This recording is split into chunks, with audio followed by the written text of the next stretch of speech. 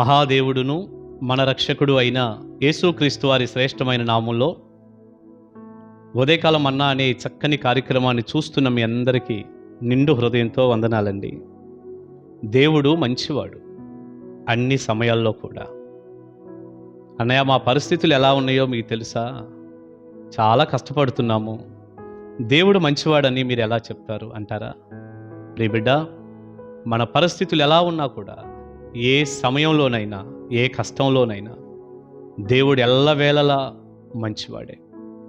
ఎందుకంటే మన మానవ మనసుకి అర్థం కాదు, ఇలా ఎందుకు జరిగిందా అనిపిస్తుంది. కానీ దేవుడు వాటన్నిటినీ మంచి కొరకే వాడుకుంటాడని మీకు తెలుసా? కనుక దేవుడు మంచివాడు కాడని ఎప్పుడూ మీ మనసులో కూడా రానీయకండి. అన్ని వేళలా దేవుడు మంచి దేవుడై ఉన్నాడు. రండి, ఈ రోజున మంచి దేవుడు మరి ఎంత మంచివాడో పరిశుద్ధ గ్రంథంలో నుంచి నేను మీకు చూపిస్తాను. అపోస్తలుల కార్య గ్రంథానికి మనం వెళ్ళినప్పుడు అండి, 13వ అధ్యాయం 22వ వచనాన్ని గనక మనం చూస్తే, దైవజనుడైన పౌలు మాట్లాడుతూ దావీదును గురించి దేవుడు పలికిన ఒక మాట ఇలా చెప్పాడు. ఆయన ఏమంటున్నాడో చూడండి. నేను యెష్షయి కుమారుడైన దావీదును కనుగొంటిని. నేను 2వ లైన్ నుంచి చదువుతున్నాను. నేను యెష్షయి కుమారుడైన దావీదును కనుగొంటిని, అతడు నా ఇష్టానుసారుడైన మనుష్యుడు, అతడు నా ఉద్దేశములన్నీ నెరవేర్చునని చెప్పి అతనిని గూర్చి సాక్ష్యమిచ్చెను. దావీదును గురించి దేవుడిస్తున్న సాక్ష్యం ఏమిటి? అతడు నా ఇష్టానుసారమైన మనుష్యుడు, నా ఇష్టానుసారమైన మనుష్యుడు, అతడు నా ఉద్దేశాలన్నీ కూడా నెరవేరుస్తాడు అని దావీదును గురించి సాక్ష్యం చెప్పాడట. అవును, దావీదు దేవునికి చాలా ప్రియమైన వాడు, దేవునికి ఇష్టానుసారమైన మనుష్యుడు, తన చిత్తానుసారమైన మనసు కలిగినవాడు దావీదు. దేవుని చిత్తానుసారమైన మనసు కలిగినవాడు, ఆయన ఉద్దేశాలన్నీ కూడా నెరవేరుస్తాడట. అసలు ఎంత మంచి మాట అండి అది. దేవునికి కొన్ని ఉద్దేశాలు ఉన్నాయి, ఆ ఉద్దేశాలన్నీ నెరవేరుస్తాడు. ఈనాడు చాలామందిని చూడండి, దేవుని హృదయానుసారులుగా లేరు, దేవునికి ఇష్టానుసారులుగా లేరు. దేవుని ఉద్దేశం ఒకటైతే వీళ్ళ ఉద్దేశాలు వేరేలాగా ఉంటాయి. ఆయన ఆలోచన ఒకటైతే వీరి ఆలోచనలు ఇంకొకలాగా ఉంటాయి. అంటే దైవ చిత్తానికి వారి చిత్తాన్ని లోబరచరు. దేవుని ఉద్దేశాలు నెరవేర్చటమే అన్నిటికంటే గొప్ప సంగతి కదా. ఈ రోజున ఎంతోమంది సొంత ఇష్టాన్ని నెరవేర్చుకుంటూ దేవుని ఉద్దేశాలను పక్కన పెడుతున్న సమయం కనపడుతుంటే, దావీదును గూర్చి దేవుడు అంటున్న గొప్ప మాట, అతడు నా ఇష్టానుసారమైన మనుష్యుడు, నా ఉద్దేశాలన్నీ కూడా ఆయన నెరవేరుస్తాడు అన్నాడు. ప్రియులారా, ఇక్కడ ఒక అమూల్యమైన మాట నేను మీకు గుర్తు చేస్తాను. ఇప్పుడు దేవుని ఇష్టానుసారంగా ఉన్న మనుషుడని, దేవుని ఉద్దేశాలన్నీ దావీదు నెరవేరుస్తాడని దేవుడే సాక్ష్యం చెప్పినప్పుడు, మరి దావీదు బత్షెబ విషయంలో తప్పు చేశాడు కదా. బత్షెబతో వ్యభిచారం చేశాడు, తన భర్త అయినటువంటి ఊరియాను చంపించాడు, ఆ సంగతి దాచిపెట్టడానికి ఎంతో ప్రయత్నం చేశాడు. మరి దేవుని మాటలు, ధర్మశాస్త్రంలో ఉన్నటువంటి నీ పొరుగువాని భార్యను ఆశించొద్దు అన్న ఆజ్ఞ కానీ, లేక నీ పొరుగువాని చంపకూడదు అన్నటువంటి, హాని చేయకూడదు అన్న ఆజ్ఞలు కానీ, ఇవన్నీ కూడా మీరాడు కదా. అదొక ఘోరమైనటువంటి తప్పు కదా అని మీరు అనొచ్చు. నిజం, అది ఖచ్చితం. అది దేవుని దృష్టిలో ఘోరమైనటువంటి తప్పు, చాలా పెద్ద పాపం. మరి అంత పాపం చేసిన వ్యక్తి దేవునికి హృదయానుసారుడుగా, ఆయన ఇష్టాలను నెరవేర్చేవాడిగా సాక్ష్యం పొందగలడా? ప్రియబిడ్డ, ఇక్కడ ఒక అమూల్యమైన మాట మీకు చెప్తున్నాను, గుర్తుపెట్టుకోండి. దైవజనుడుగా ఖచ్చితంగా ఆ చెడులో పడటం, పాపంలో ఉండటం అనేది ఎవరం కూడా ఆమోదించేది కాదు, ఇష్టపడేది కాదు, అలా చేయమని కాదు. కానీ ఒకవేళ ఏ చెడులోనైనా, అలాంటి పాపంలోనైనా ఒక మనిషి పడిపోతే, ఆ మనిషి మరలా తిరిగి పశ్చాత్తాపడి ప్రభువా నన్ను క్షమించమని అడిగి దేవుని చేతులకు అప్పగించుకుంటే మళ్ళీ దేవుని హృదయానుసారుడుగా బ్రతికి ఆ సాక్ష్యాన్ని కాపాడుకునే అవకాశం ఉంది. దావీదు అదే చేశాడు. దావీదు ఘోరంగా పడిపోయిన మాట వాస్తవం, అనుమానమే లేదు. కానీ దావీదు చేసింది ఏంటయ్యా అంటే, ఎప్పుడైతే దేవుడు హెచ్చరించాడో నిజమైన పశ్చాత్తాపం పొందాడు, నిజంగా దుఃఖపడ్డాడు. ఎందుకు నేను ఇంత ఘోరమైన పాపం చేశానా అని దావీదు నిజంగానే అల్లాడిపోయాడు, మారు మనసు పొందాడు, పశ్చాత్తాపడ్డాడు, ఏడ్చాడు, కన్నీరు కార్చాడు, ఎంతో హృదయ వేదనతో అల్లాడిపోయాడు. బైబిల్ గ్రంథాన్ని మీరు చదివితే 32వ కీర్తన కానీ 38వ కీర్తన కానీ, ముఖ్యంగా 52వ కీర్తన మనందరికీ తెలిసిన కీర్తన, బాగా పరిచయం.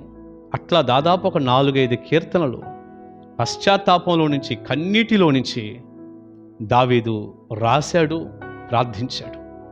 ఎప్పుడైతే అంత పశ్చాత్తాపాన్ని దావీదు పొందాడో, ఇక సమూయేలు గ్రంథాన్ని మీరు చదివితే నాతాను ప్రవక్త వచ్చి, ఆ మనుష్యుడు నువ్వే ఆ తప్పు చేశావు అన్నప్పుడు, నేను నిజంగా పాపం చేశాను, దేవుడు నా పాపాన్ని పరిహరించాలి అంటూ పశ్చాత్తాపడటం 2 సమూయేలు గ్రంథంలో మనం చూస్తాం. కనుక ఆ పశ్చాత్తాపంతో ఎప్పుడైతే దేవుని తట్టు తిరిగాడో, దేవుడు ఎంతగానో జాలిపడ్డాడు, క్షమించాడు. తిరిగి ఆయన ఉద్దేశాలన్నీ నెరవేర్చేవాడిగా, ఆయన చిత్తానుసారమైన మనిషిగా దేవుడు దావీదుని వాడుకున్నాడు, చూశాడు. ప్రియబిడ్డ, ఇక్కడున్న ఒక అమూల్యమైన పాఠం ఏంటంటే, నీవైనా నేనైనా దేవుని చిత్తానుసారంగా లేక ఆయన హృదయానుసారుడిగా జీవించటం సాధ్యమే. ఆయన ఇష్టాలన్నీ నెరవేరుస్తూ ఆయన హృదయానుసారుడిగా బ్రతకటం సాధ్యమే. సాతాను చెప్తాడు, లేదు నువ్వు దేవుని హృదయానుసారుడు కాదు, ఇదిగో ఈ చెడులో పడ్డావు, ఈ తప్పు చేసావు, ఆ పొరపాటు ఉంది అంటాడు. నేను మళ్ళీ చెప్తున్నాను, దైవజనుడిగా చెడు చేయమని కానీ, పొరపాటులో ఉండమని కానీ, పాపం పర్వాలేదని కానీ నేను చెప్పటం లేదు సుమా. పాపము వలన వచ్చు జీతం మరణం. పాపం ఎప్పుడూ కూడా అది ఏదో బాగున్నట్టు ఉంటుంది కానండి, ముసిని పొండంత చేదుగా ఉంటుంది. దాని అంతిమ ఫలితం తీవ్రమైన విషాదంతో ముగించాల. నీవు గనక ఏ చెడులోనైనా ఇప్పుడుండి అందులో నుంచి ఎంత దేవుడు నీకు చెప్తున్నా బయటికి రాకుండా, పశ్చాత్తాపడకుండా, యేసు రక్తాన్ని ఆశ్రయించకుండా, సరిగ్గా మారు మనసు పొంది ప్రభు తట్టు తిరగకపోతే నీ పాపం ఖచ్చితంగా నీకు ప్రమాదాన్నే కలగజేస్తుంది. కానీ ఇక్కడ మనకున్న ఒక చక్కని సువార్త, అంటే మంచి సమాచారం, మంచి సందేశం ఏంటంటే, నీ కొరకు కల్వరిలో రక్తం కాచి ప్రాణం ఇచ్చిన ప్రభు ఉన్నాడు.